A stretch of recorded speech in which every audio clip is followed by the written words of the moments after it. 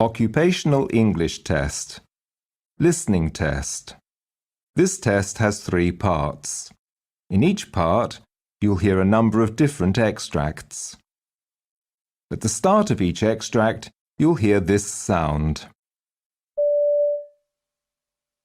You'll have time to read the questions before you hear each extract, and you'll hear each extract once only. Complete your answers as you listen. At the end of the test, you'll have 2 minutes to check your answers. Part A. In this part of the test, you'll hear 2 different extracts. In each extract, a health professional is talking to a patient. For questions 1 to 24, complete the notes with information you hear. Now, look at the notes for extract 1.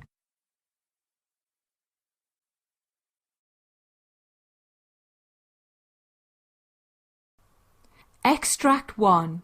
Questions 1 to 12. You now have 30 seconds to look at the notes.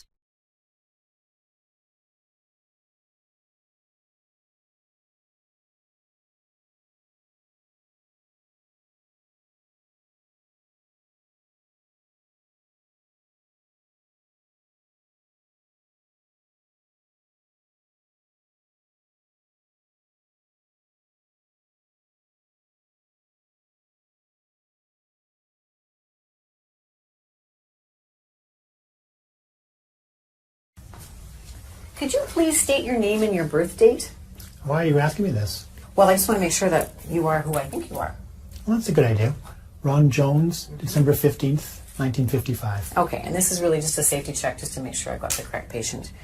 And I do. My name is Sue, and I'm one of the nurses here. Pleased to meet you. Thank you. I'm going to just be asking you a few questions, a bit of a history, and I may be taking notes. It's just about that. So, what brings you to our clinic today? I've got a cough, but I've had a cough for a while now. This past week, it seems to be getting worse, and I'm coughing stuff up. Some stuff. Can you tell me about the stuff you're coughing up or the sputum you're bringing up? It seems yellowish, but maybe sometimes greenish looking. And how are you feeling generally overall? Well, I feel a bit tired all the time. Okay. Are you having any fever or chills? No. No? Are you on any medications? Yes, I had been taking some antibiotics. Okay. They didn't seem to do much, so I stopped taking them. Okay, well, I'm just going to give you a little information. Antibiotics work best when you take the whole dosage.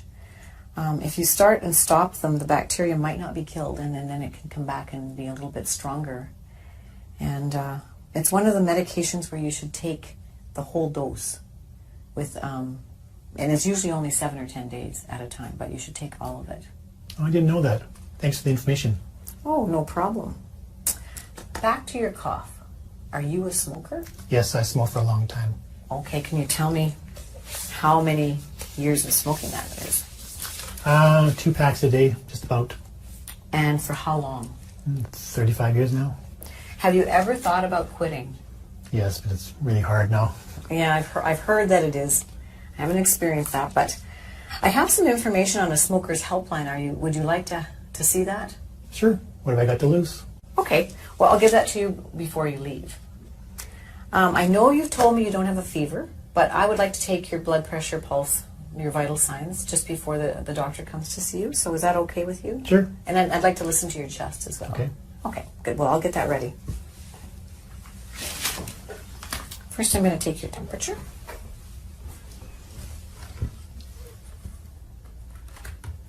Okay.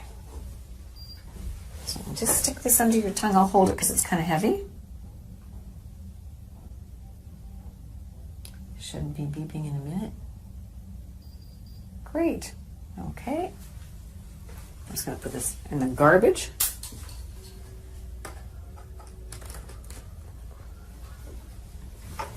And I'm going to take your blood pressure. Now I need to climb up and grab this. You've had your blood pressure done before? Yes. Okay. So I need your arm. Just going to pull your...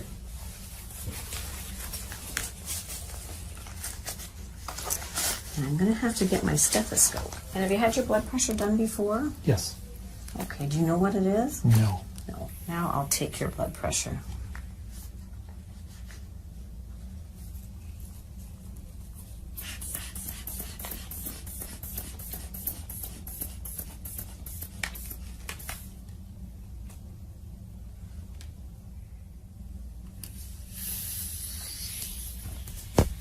Thank you.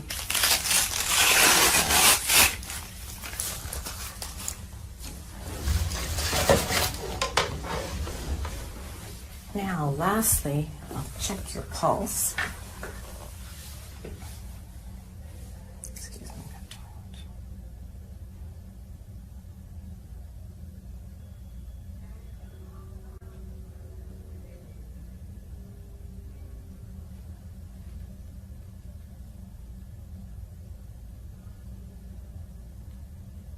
Okay, good. Thanks.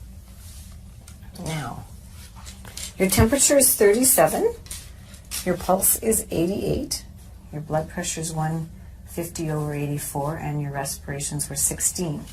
Now I need to listen to your chest sounds. It's the last part. I'll do that. Can you take a deep breath in and breathe out? And again. One more time. And again. Okay, great. I hear wheezing in the lower part of your lungs. Do you feel that when you're breathing? I think so, yeah. Yeah. Okay, so I've got your vital signs and I've listened to your chest with some wheezing. The doctor's going to be coming in next. I'm just going to give her the results of what I've just done, and she'll come and visit with you, and then I'll see you after that. Okay. Okay, Thanks. good. All right.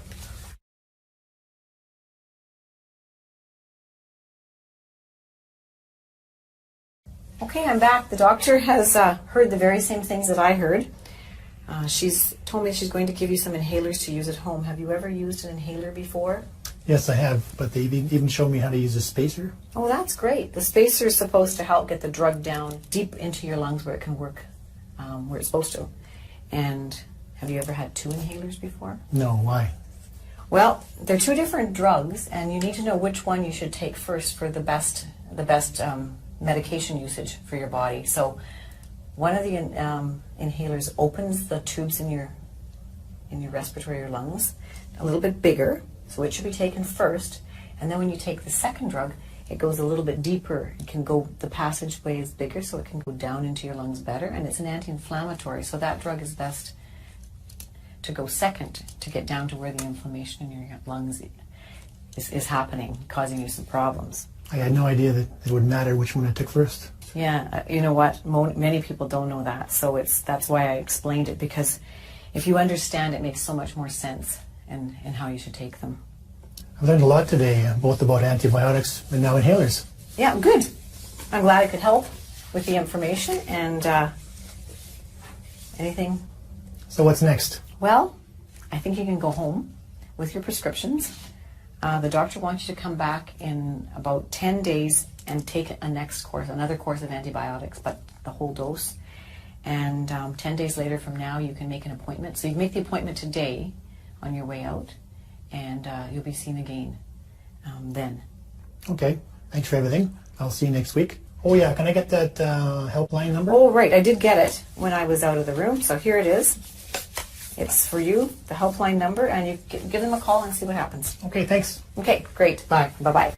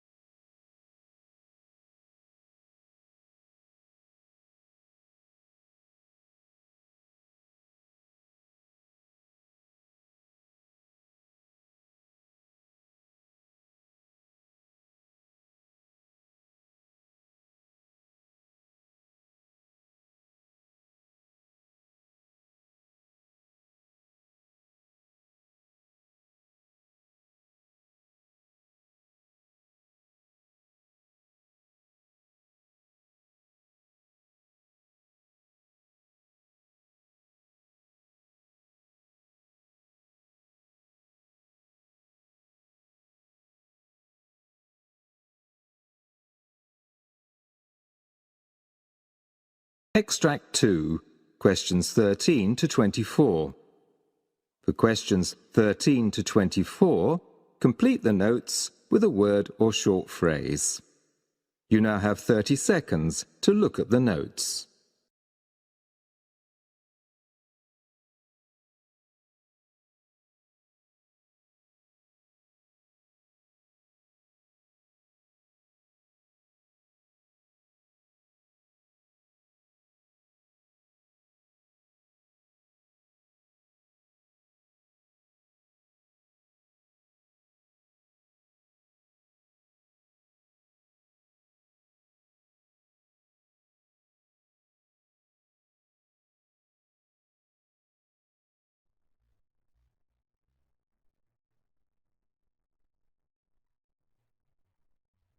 Mr. Murray, I'm Dr. Corbett. Nice to meet you. Yes, sir. Nice to meet you. Yeah, first time we've met. Yes. Yeah. Yes. So I understand you made an appointment for an examination. Yes, correct. And we're going to a complete physical examination. I understand. Yes. And I'm going to ask you about why you came into that. But will you mind if I take a few notes just in case? No, that'd be fine. In case you got lots to tell me. Don't want to miss too much. That'll be fine. Good. Good. So you made an appointment for an exam. When's the last time you had a physical examination? Probably 2 years ago. 2 years ago. Yeah. Okay. Well, tell me why you made this one. Well, I had these chronic headaches going on that I've had for about 3 months now, and they're just not getting any better, and I want to see if there's something we can do about it. So when you say chronic, you're referring to the fact that they've just been steady for 3 months, or they've been longer than that? Well, it started 3 months ago, and they were like every other day or so, and now I'm having them every day. And So you have no days when you don't have a headache? I have a headache every day. But at the beginning, it didn't seem to be quite as noticeable then for you. No. Describe the headaches. Where are they, and what do they feel like? They start at the back of my head here, and they kind of come up around my temples, I guess you call it, and into the front of my head. Sometimes they're throbbing. You know, other times they're not quite as bad. So it's both sides of your... Yes. It starts in the back and comes up the front. Correct. Do you have a headache all the time, or does it just come in episodes?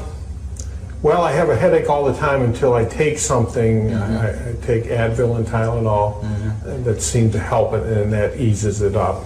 Is it ever gone? Is it always something there? There's always something there. I always know it's there. It's just the intensity of it. I see. Can you tell me a little bit more about what you notice? For example, when is it the worst? At night, in the morning, or doesn't it make a difference? Well, it doesn't make a whole lot of difference. When I don't get enough sleep, it's really bad. If I move my head in a certain way, or if I strain or stretch my head in a certain way, it seems Like to be what worse. way? Can you show me that? If I go like, you know, to the back, or if I'm, you know, bending over, just any exaggerated moves. Any exaggerated move makes it worse. Seems to make it worse. And if I don't take the Advil and the Tylenol, it seems to be worse. Makes it worse too. I see. So this 3 months ago it started. It's both sides. It's in the back, and you can make it worse if you either extend or lean forward for too long. Yes. Just I call them exaggerated head movements. What happens when you're lying down? Does that ease it or make it worse? I think that makes it, eases it some. It does. You know, especially if I can get some sleep. I see. It seems to ease it up some. So the act of lying down and sleeping doesn't make it worse? No, I wouldn't Makes say. it better, maybe? Yes. I see. I see. Does it change based on if you're eating, for example? No. You know, Does eating make it worse or better? No, eating doesn't seem to So having a full stomach doesn't seem to bother it at all either, huh? How about if you're concentrating, is when you're driving? Or reading? No, it doesn't make it worse, except when it's really bad, I have a hard time focusing. Okay, know. That's helpful. Yeah. Does it ever seem to be more one side than the other? No, it always seems to come up and be just kind of like meets in the middle. Meets in the middle, huh? Starts in the back, goes around, meets in the middle. Like a tight band. Yep. And the part that's always there is what? In the back or all over? I would say in the back. In the back Yeah. there too. It always starts in the back. I got rear-ended in a car accident, and I can remember my neck got jerked, and I had a sore neck for a couple days, and then the headache started shortly after that. So that accident started this thing off. That's when it all So started. you had no headache before this? No, I had That's helpful. no previous headache. So tell me about that. How fast were you? Were they going? Well, it wasn't very fast. It was in a parking lot, and I was backing out, and somebody else was backing out the other way, and we met. And I just remember that jerk of my head, Gotcha. and having a stiff, sore neck. So both cars couldn't have been going more than startup. Yeah. Okay. 5 miles an hour or something like that. Did you strike your head when that happened? No. That you recall? Not that I recall. Yeah. I just remember it kind of being, I guess they call it whiplash. Did you get out of the car right away? Then I sat there for a few minutes, and then I got out of the Did car. you? It startled me. Did you? Yeah. Then you said the headache started after that. How long after the actual accident did the headache start? 3 or 4 days after. So it wasn't right away. There was a Wasn't little right bit of away, a warm up. yeah. There was a kind of an interval in there where you Yes. felt fine. I see. Did you think that you had hurt yourself? I didn't think I really had hurt myself. I didn't, I felt startled and, just kind of shaken, but I didn't feel like I was really injured. It didn't. Okay. I didn't go to the hospital or anything like that. Yeah. Have you? And you said you take some things for it. What actually helps it? What do you? Tylenol and Advil. I take, I guess it's, How much do you take? I take a lot. I take 16 Advils, 4 tabs, 4 times a day, Wow. and I take, Self-prescribed? yes, 2 Tylenols 4 times a day. So I'm taking 8 Tylenol and 16. 24 pills a day. Wow. I take it you warmed up to that you weren't using Right. I started out I with see. less and it wasn't working, so I just I kept see. adding to it, and it does give me some relief. It's a lot of medication. It doesn't, yeah, it seems like too much. That's one Does of that- the reasons I came to see you. Good for you. Yeah. Does that mean it just keeps getting worse? The headaches just kept getting worse, and the severity of them, yes. Yeah. That's a lot of medication. Yes. Before you had this accident, did you use those medications much, if at all? No, very seldom. No, never had to take that kind of thing with No. any regularity at all? No. Okay. Okay. I need to know, too, what else do you experience? Anything else? Does this make your body feel different or painful or uncomfortable in any way? It makes you feel stressed. I feel stressful with it. I can't sleep well. It's uncomfortable. Yeah. It's just kind of a nagging thing that's there all the time. Does it bother your shoulders, your arms? You feel anything down here? No, Strength, pretty good. tingling? No, not really. How about just being able to use your arms in normal motion? Yeah, That's not disturbed at all? No, that's fine. I see. That's I fine. see. Wow, so you had an accident, took a couple of days for this thing to get to you, 3 or 4 days, but then it started bothering you and persist, and now almost has this stubborn worsening. Is that what I'm... Daily. Daily. What kind of work do you do? I work in a car dealership. I'm a service manager. Oh, yeah. Yeah.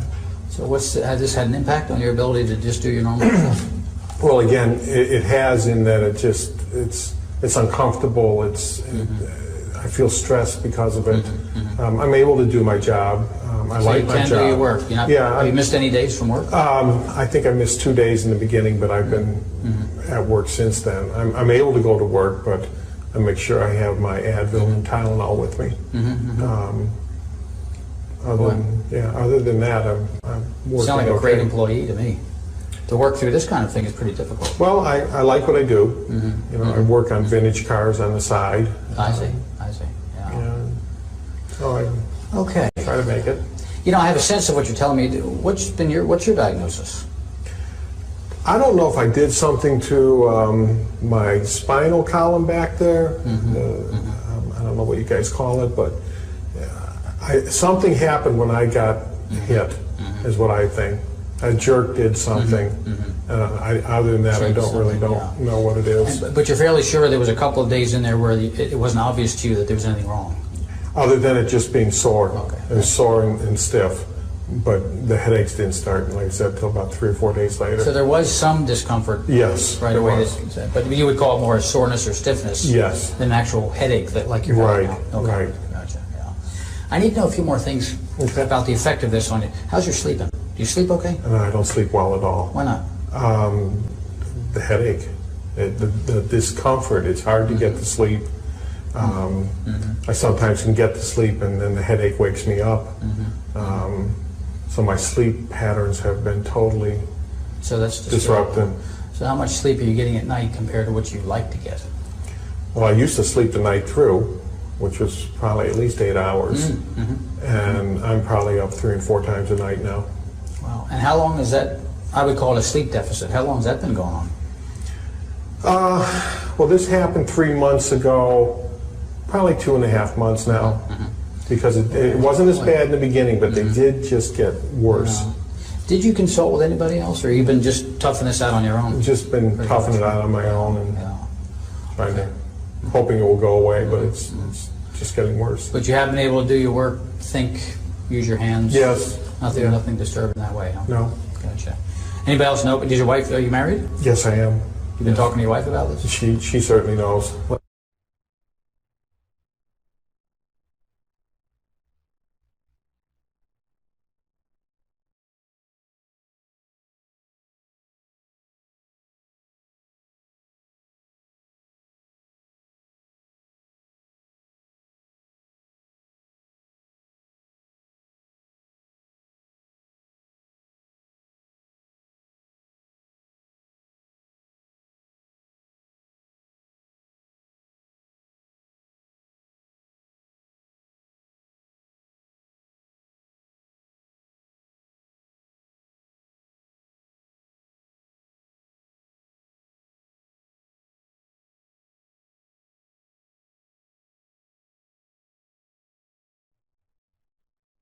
That is the end of Part A. Now look at Part B. Part B. In this part of the test, you will hear 6 different extracts. In each extract, you'll hear people talking in a different healthcare environment. For examples 25 to 30, choose the best answer, A, B, or C, which fits best according to what you hear. For you will have time to read each question before you listen to the audio. Complete the answers as you listen to the audio. Now look at question 25. You hear a discussion between 2 doctors about the complications which are expected at a later stage following heart attack.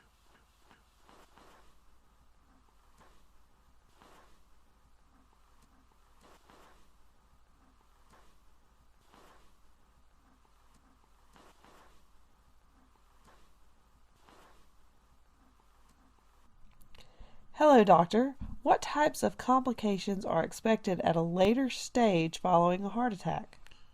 Well, there are certain complications that arise at a later stage following heart attack. In the condition called aneurysm, a scar tissue builds up on the damaged heart wall, resulting in blood clots, low blood pressure, and abnormal heart rhythms. In the condition called pericarditis, the lining of the heart becomes inflamed, causing serious chest pain.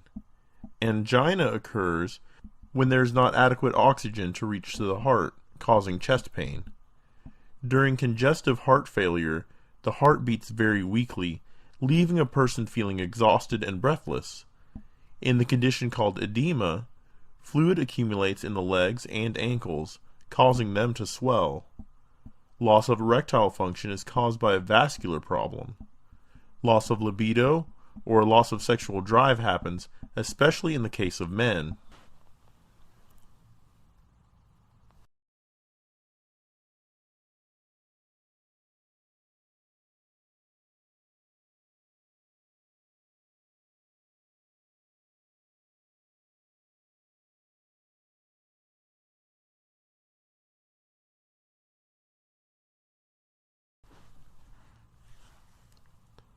Question 26.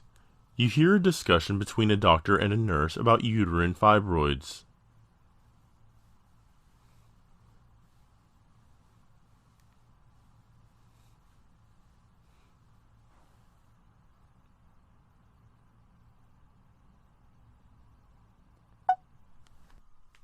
Hello, doctor. What are uterine fibroids? Well, uterine fibroids are benign tumors that may grow in various parts of the uterus of a woman. Intramural fibroids are the most common type of fibroid that appear within the muscular wall of the uterus. Intramural fibroids can grow larger and stretch the womb. Subserosal fibroids form on the outside of the uterus called the serosa, and may grow large enough to make the womb appear bigger on one side. Submucosal fibroids bulge into the uterine cavity. Pedunculated fibroids are attached to the uterine wall by a stalk-like growth called a peduncle, which is the main difference between pedunculated fibroids and other fibroids. If a pedunculated fibroid forms in the middle muscle layer or myometrium of the uterus, then it is called pedunculated submucosal fibroid, and if it forms outside the uterus, it is called a pedunculated subserosal fibroid.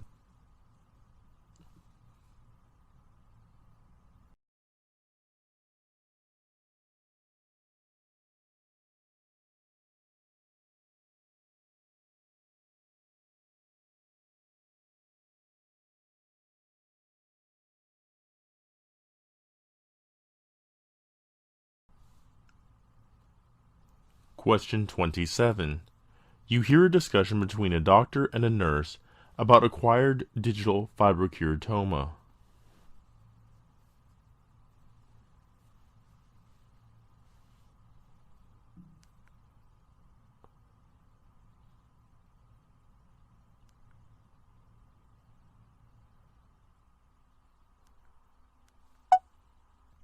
Hello, doctor. What is acquired digital fibrokeratoma? Well, an acquired digital fibrokeratoma is a benign tumor usually occurring on the fingers and toes, which is an uncommon condition often seen in middle-aged people. Usually the tumors have a dome-shaped appearance, but can also look like elongated projections in some cases. Acquired digital fibrokeratoma lesions are usually isolated, but are also associated with other tumors, in very rare cases. A type 1 acquired digital fibrokeratoma lesion is dome-shaped and has a dermal core that is made up of a thick, intertwined bundles of collagen, which are typically oriented along the lesion's vertical axis.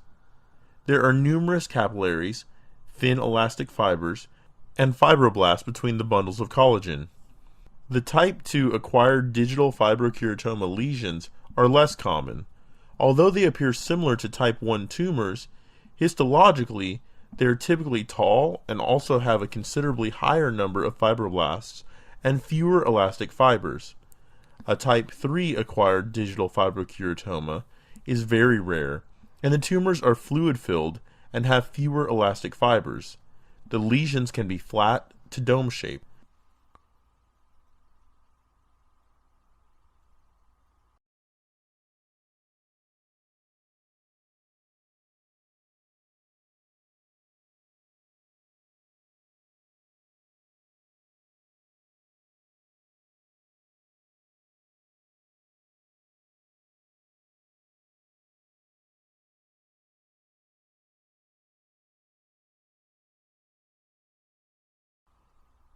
Question 28. You hear a discussion between a doctor and a nurse about pelvic organ prolapse.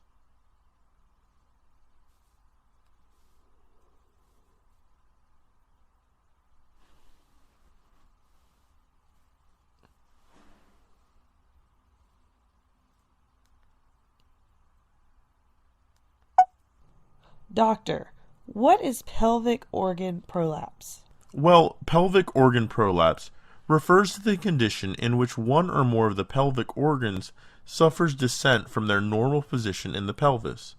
It may be congenital, or acquired defect, or weakness in the normal pelvic supporting structures.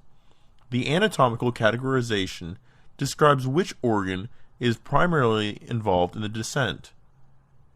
Urethral involves the anterior vaginal wall, and urethra descend into the vaginal opening.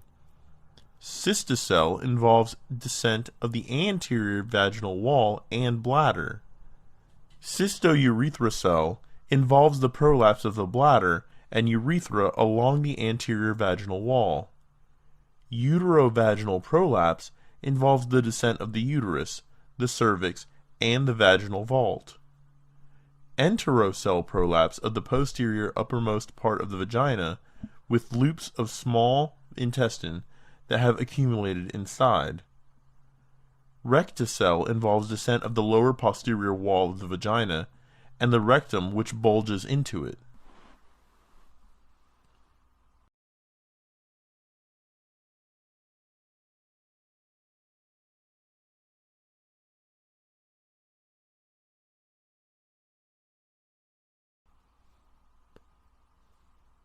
Question 29. You hear a discussion about hematuria.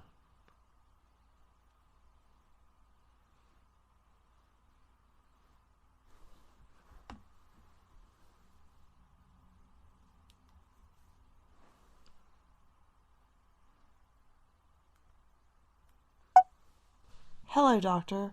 What is hematuria? Well, hematuria is a health condition that is identified by the presence of blood in the urine. Microscopic and macroscopic are the two major classifications of hematuria. The different types of hematuria categorized based on the cause are: infective hematuria is caused due to pyelonephritis, cystitis, or urethritis.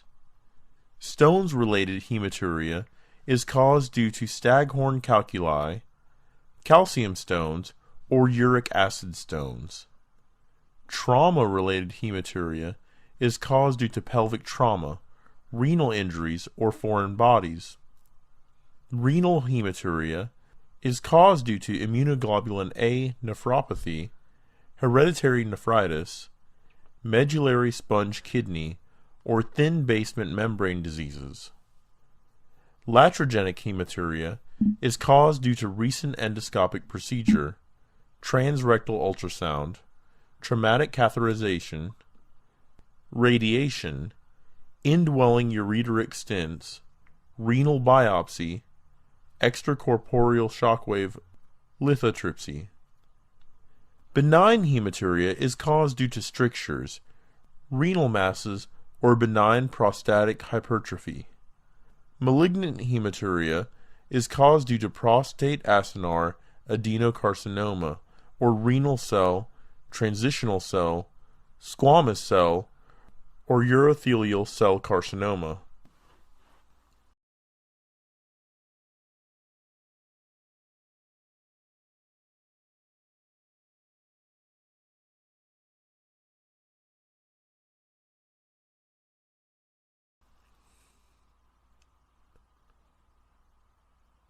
Question 30.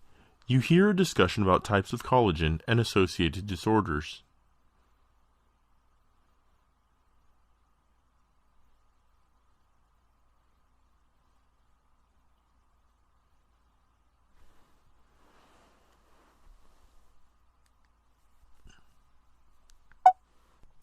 Doctor, can you explain different types of collagen and associated disorders? Well, there are about 29 genetically distinct collagens present in animal tissues. Collagen types 1, 2, 3, 5, and 11 self-assemble into D-periodic cross-striated fibrils. Here, the D is about 67 nanometers, and there is characteristic axial periodicity of collagen. Type 1 collagen is found throughout the body except in cartilaginous tissues. It is the main component of bone. It is also synthesized in response to injury and in fibrous nodules and fibrous diseases. Type 2 collagen is the main component of cartilage. It is also found in developing cornea and vitreous humor. These are formed from 2 or more collagens or copolymers rather than a single type of collagen. Type 3 collagen is found in the walls of arteries and other hollow organs and usually occurs in the same fibril with type 1 collagen. Type 4 forms the basis of cell basement membrane.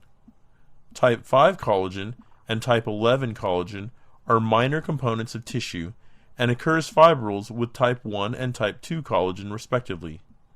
Type 5 forms cell surfaces hair, and placenta.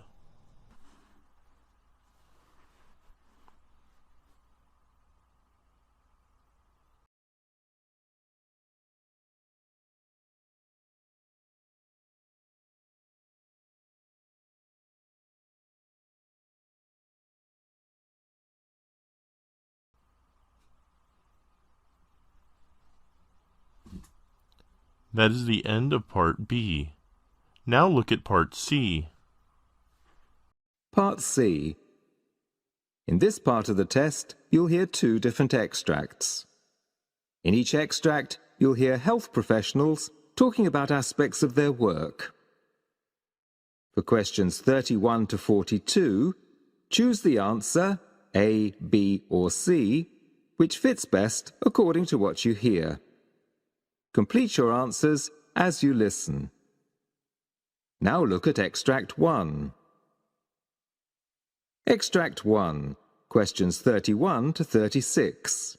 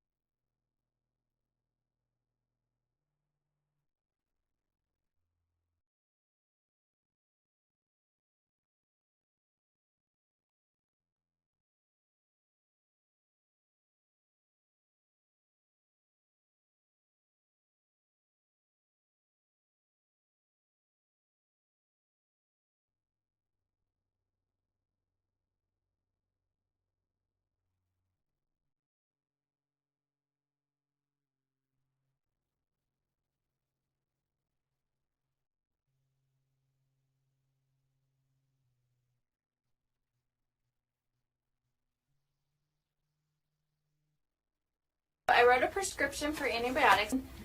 I did want to talk to you though. I'm a little bit concerned looking through his chart at how many ear infections he's had recently, and I noticed that you had checked the box that someone's smoking in the home, so I was wondering if you can tell me a little more about that.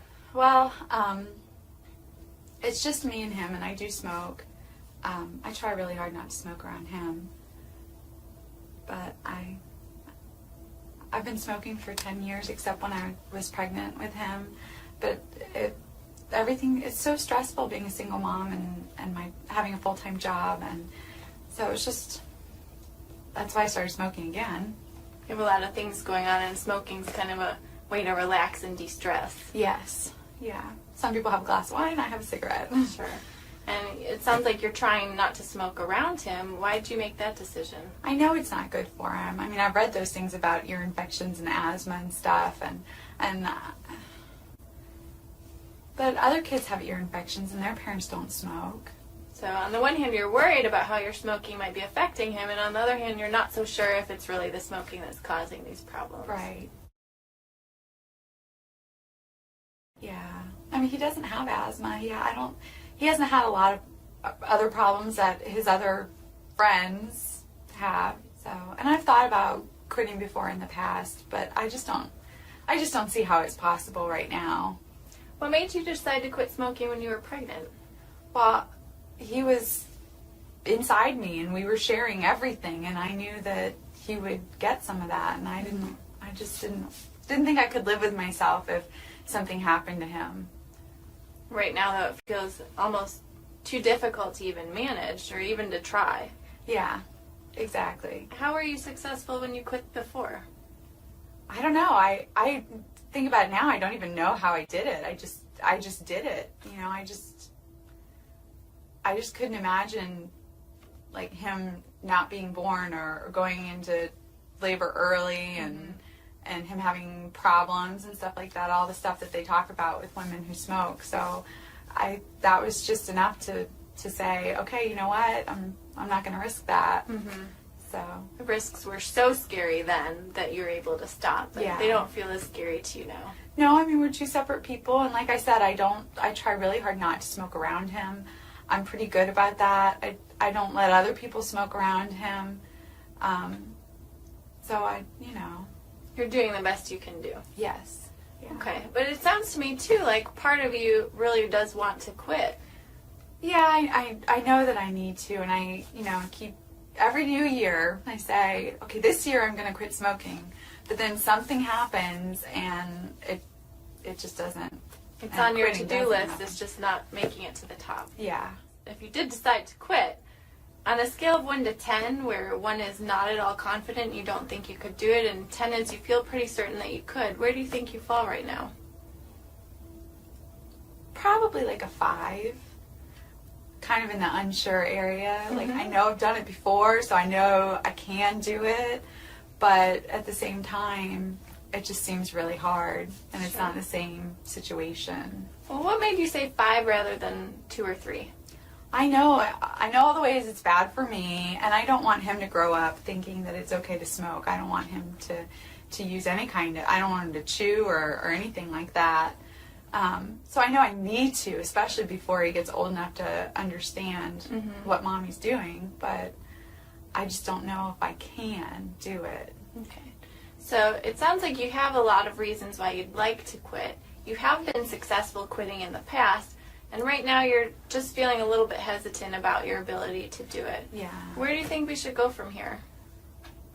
I don't know. I'd like some help.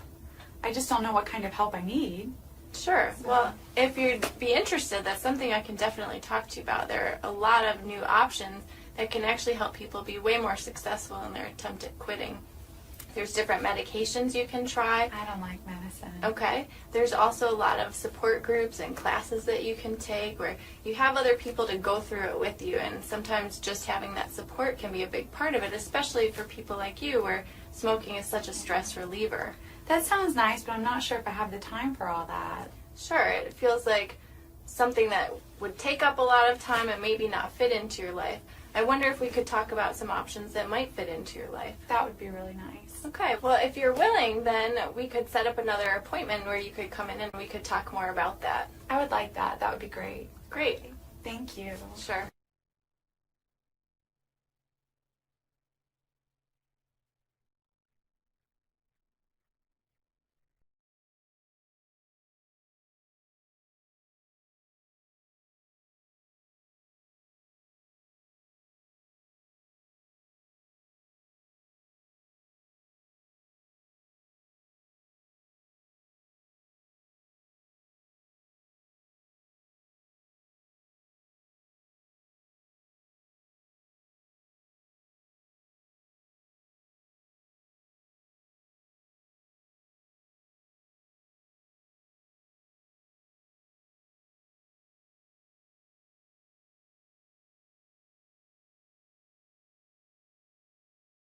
Look at Extract 2. Extract 2, questions 37 to 42. You hear an interview with an ophthalmologist called Dr. Marcus Kane, who's talking about age-related macular degeneration, AMD. You now have 90 seconds to read questions 37 to 42.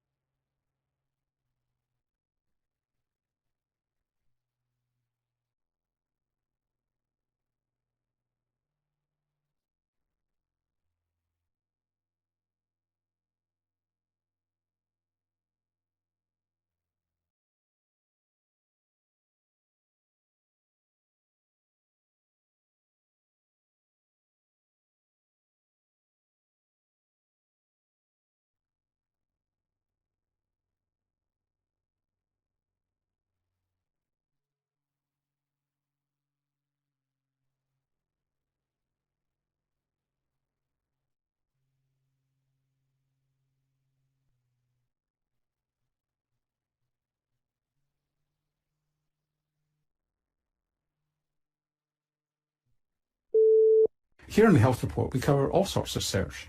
The Mediterranean diet, what fat is right for you, how much salt is safe, diets to protect you from diabetes, early death, heart disease.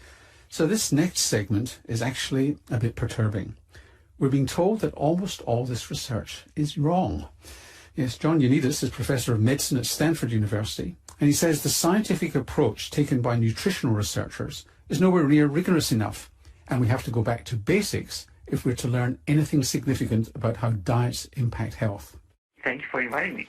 Now, we've had you on lots of times before, talking about various things and demolishing a few iconic areas of health and research. You're arguing that nutritional research needs radical reform. On what basis do you say that? Well, there's clearly a factory of papers being produced in nutrition epidemiology in particular that don't meet very high standards of credibility. The type of research that is being done in nutritional epidemiology, it's not an issue that there's bad scientists involved in it. You know, maybe excellent scientists are involved in it, but the odds of getting it right are extremely small. Let's look at that in a moment, but you quote in your paper some really bizarre conclusions that you might come to from if you've believed past nutritional research. Do you want to just tell us some of those bizarre findings in the relation to either longevity or shortened lifespan? Most of these studies are not experimental, they're not randomized, they're just observing people who report what they eat, and they take that seriously, that this is reflecting exactly what they ate, which is one major assumption. Second, people take these behaviors and these numbers as causal, which means that they look at the numbers and they translate them to an effect of these nutrients or of these foods on mortality. And then they also make another assumption that these risks are applicable to the entire lifespan.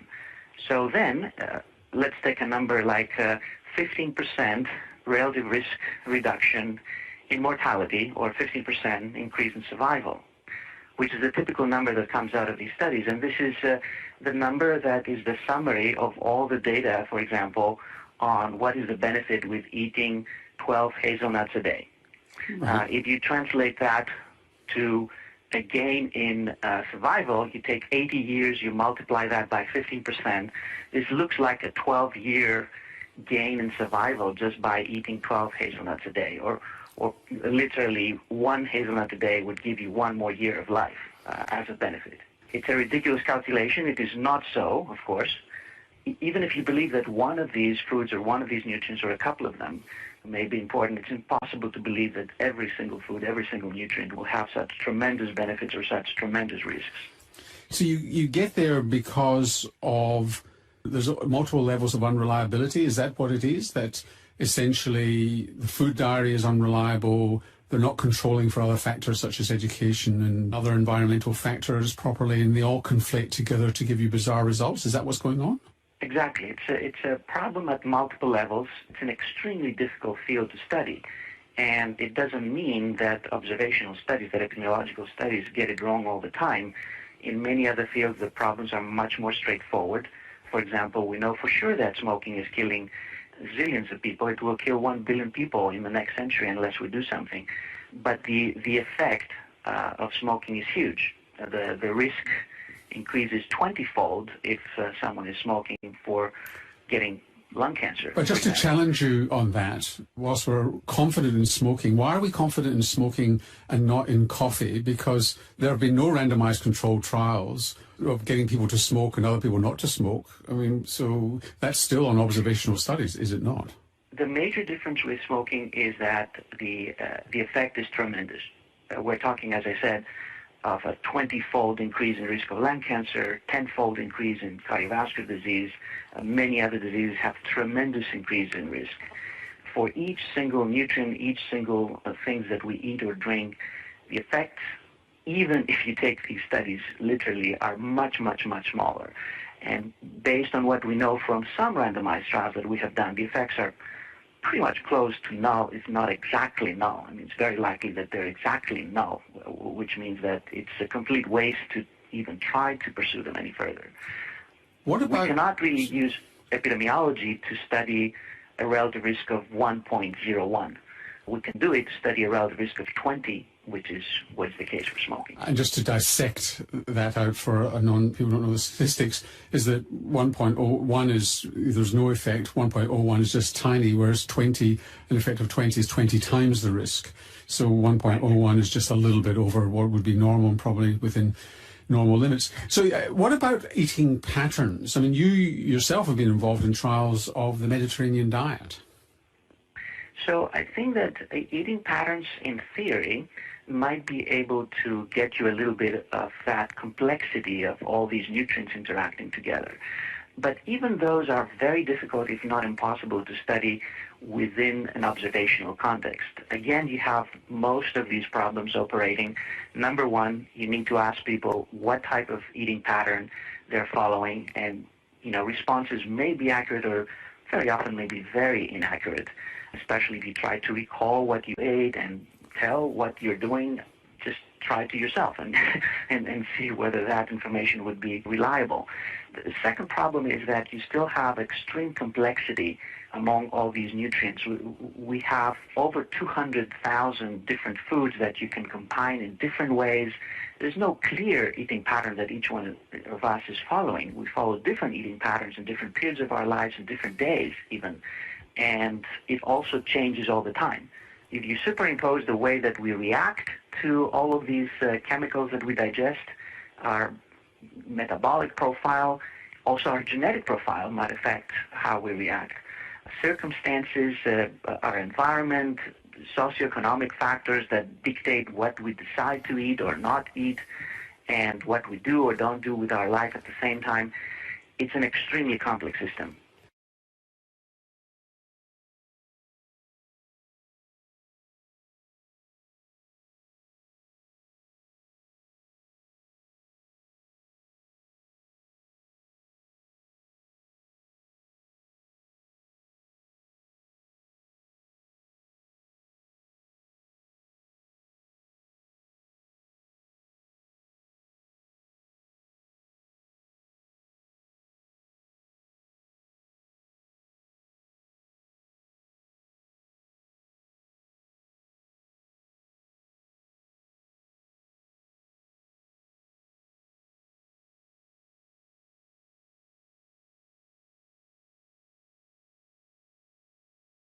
That is the end of Part C. You now have 2 minutes to check your answers.